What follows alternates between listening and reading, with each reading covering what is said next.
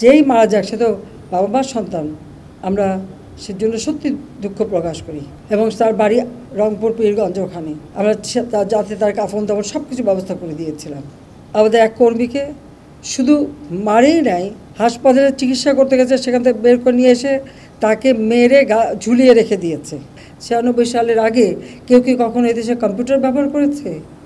কেউ কি কখনো এখানে ফেসবুক অথবা ইন্টারনেট কোনো কিছুই তো বাংলাদেশে চালু ছিল না, কেউ করতো না। পাকিস্তানি হানাদার বাহিনী কিন্তু টেলিভিশনের উপর হাত দেয়নি বা কেউ কখনো দেয়নি।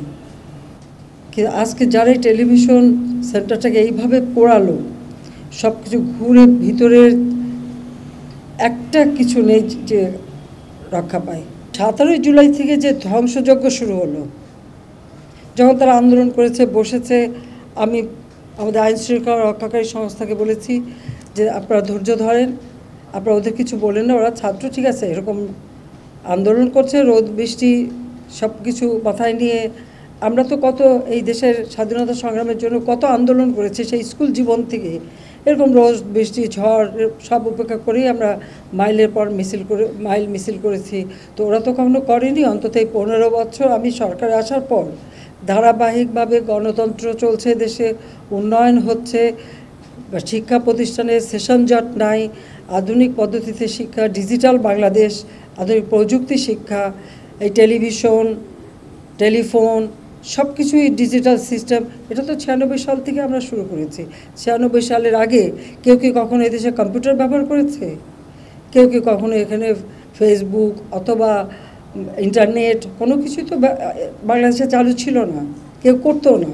কিন্তু আমি সরকারে আসার পর থেকেই কিন্তু এই প্রযুক্তি ব্যবহার, ডিজিটাল ডিভাইস ব্যবহার এবং সেগুলি আমাদের দেশের নতুন প্রজন্ম যাতে শিখতে পারে, সমস্ত ট্যাক্স তুলে দিয়ে সেগুলি মানুষের কাছে যাতে পৌঁছায়, সেই ব্যবস্থাটাও করে দিয়েছিলাম।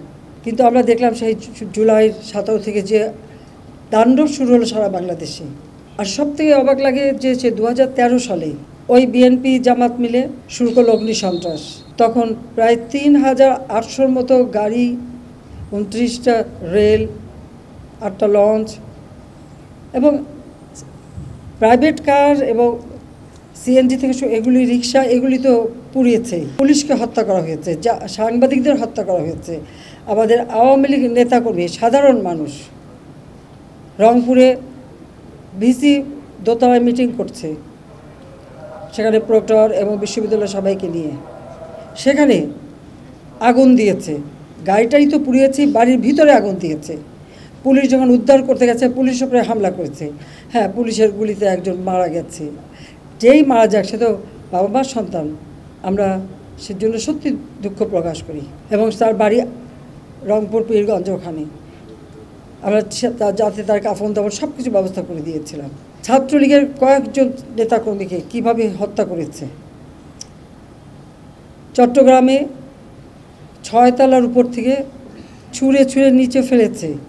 যারা জীবন বাঁচাতে ঝুলে আছে জানলার শিক ধরে, তাদের উপরে পাথর মেরেছে, হাত পায়ের রগ কেটেছে, 7 জন ছাত্রকে হত্যা করেছে এবং এইরকম হত্যাযোগ্য আরও অনেক জায়গায়, সব বিস্তারিত বলে বোধহয় শেষ করা যাবে না।